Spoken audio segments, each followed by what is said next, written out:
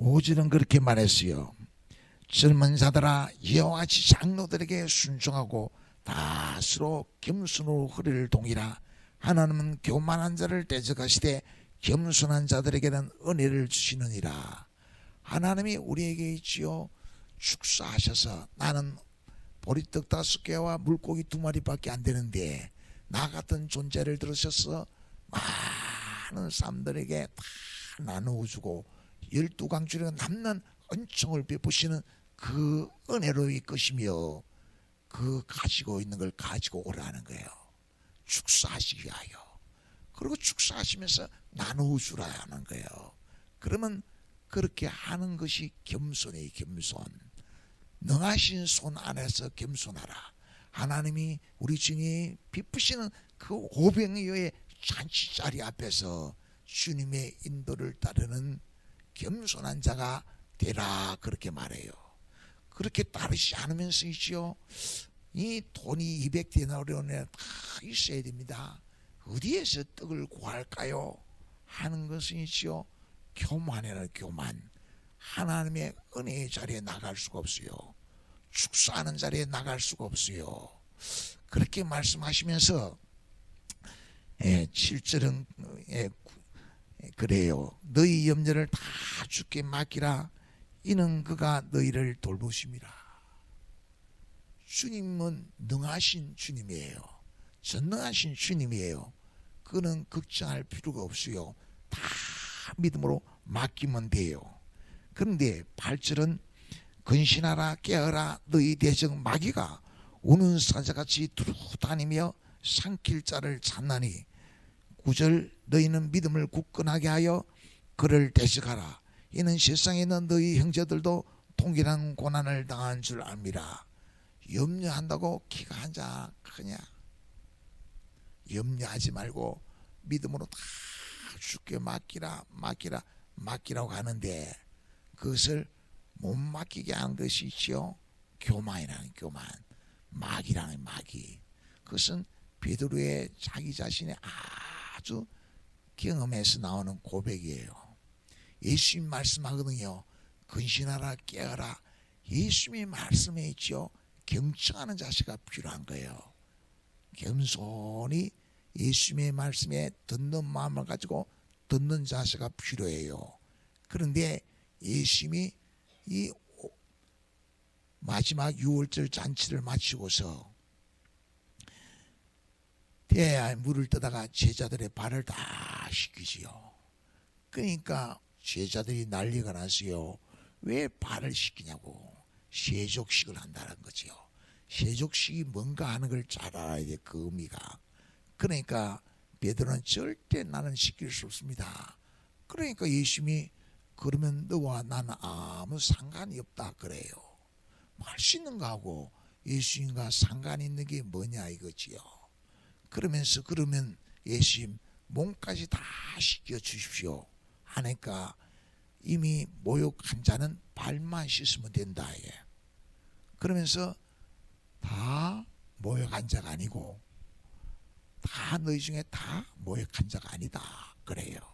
그러면서 하는 말씀이 요한복음 13장 1절은 예수님이 제자들을 사랑하되 끝까지 사랑했다는 거예요. 예수님이 우리를 사랑하는데 끝까지 사랑하는 것이 뭔가? 끝까지 사랑하는 것이. 그래 나중에 이제 베드로가 알게 되지요. 베드로를 데리고 겟세마네 동산에 가서 너 여기 깨어 기도해라. 마음이 심히 고민되어 죽게 되었으니 나는 기도에 힘쓰겠다 하고 예수님 기도하지요. 근데 베드로, 요한, 야고보가 동행했는데 졸미어 자는 거예요. 그러니까 예수님이 나와 함께 한시도 깨어 기도할 수 없느냐. 시험에 들지 않도록 깨어 기도해라 하니까 베드로가 다른 사람 다 술을 버려도 자기는 버리지 않겠다는 거예요. 교만이죠. 자만. 그런데 예수님이 가야바들에서 신문 받을 때는 있죠. 베드로가 어떻게 합니까? 염려하는 염려. 두려운 거예요. 그래서 예수님을 모른다고 3번 부인했어요. 그런데 모욕을 했기 때문에 베드로는 거기서 회개. 밖에 가서 심히 통곡하지요. 가룟 유다는 회개하지 않고 제 길로 갔기 때문에 가룟 유다는 목욕도 하지 않은 자라는 거예요. 오늘 우리 가운데 예수님이 은혜를 베푸는데 겸손하라 그래요. 겸손하라는 말은 있죠. 우리 스스로는 있죠. 깨어있지 못해요. 예수님 말씀에 귀 기울이지 못해요. 더 나아가서 자기 자신을 잘 알지 못해요. 조금 위에 줄을 모른다고 부인할 자신인데 자기는 절대로 부인하지 않겠다고, 떠나지 않겠다고 장담을 해요. 그런데 어김없이 베드로는 넘어지지요. 왜 그렇습니까? 그게 교만이라는 거예요. 겸손은 예수님의 말씀을 듣고 자기 약함을 다 주께 맡길 건데 염려하지 아니하고 다 맡기고 주님을 의지할 건데 하는 거예요. 오늘 한 해를 마감하고 새해를 맞이하는 이 문턱에서 주님이 말씀하는 세상의 삶이 힘들고 여러 가지 무거운 거 많지만은 다 주님께 맡기라. 주님께 맡기지 않는 것은 교만이라는 거예요. 주님을 믿지 않는 것이라는 거예요. 주님께 다 염려를 맡기면 주님께서 돌보실 것이라는 거예요. 마귀를 대적하라 해요. 우는 사자가 두루 다니면서 삼킬 자를 찾는다고. 마귀를 우는 사자라 했어요. 여러분, 사자가 있죠. 사냥을 할 때는 절대 울면서 사냥하지 않습니다. 그러면 다 도망가지요. 그래서 조용히 사냥감을 향하여 가는 게 사자입니다. 사자. 그런데 우는 사자라 했어. 우는 사자. 우리의 모든 허물과 죄를 다 담당하시고 우리의 목자장 되신 예수님을 우리가 믿고 의시하면 마귀가 우리를 삼킬 수가 없어요. 마귀는 우리에게서 물러가게 되지요. 그래서 마귀를 우리는 대적하는 자가 되어야 돼요. 마귀를 대적하라는 거예요. 마귀가 어떻게 찾아옵니까? 마귀를 어떻게 대적할 겁니까? 염려로 찾아오는 거예요. 고난으로. 염려한다고 기가 한자 크냐?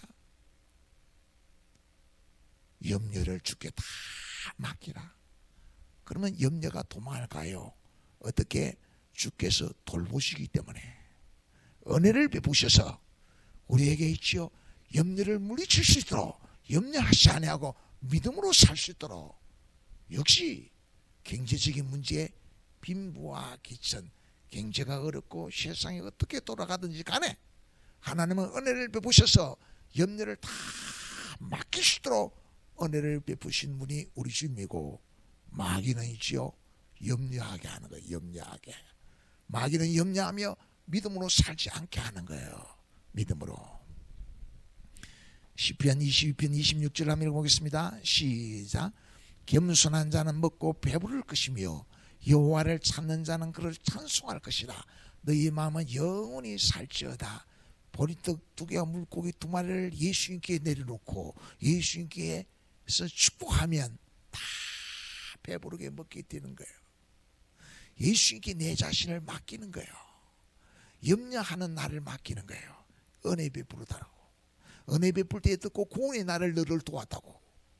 우리의 영혼을 소생시키면서 염려하지 아니하고 찬송하며 감사하며 믿음으로 살도록 하시는 주님을 따르는 거예요. 주님을 의지하는 거예요. 그게 겸손이에요. 겸손.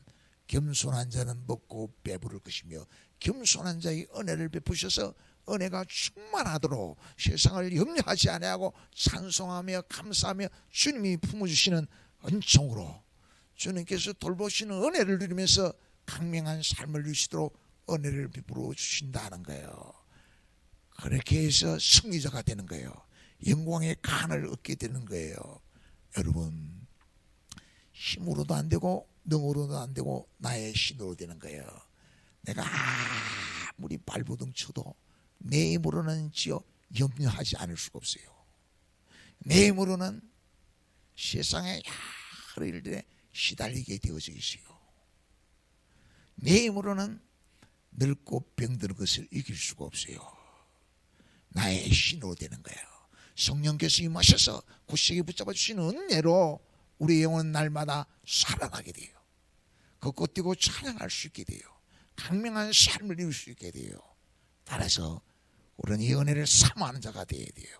은혜의 힘으로 힘 얻어서 주님을 힘으로 삼고 주님을 의지하면서 염려가 아니라 찬송하고 감사하면서 2026년을 살아가라 하는 그런 결단을 하는 아름다운 성도가 되기를 축원합니다.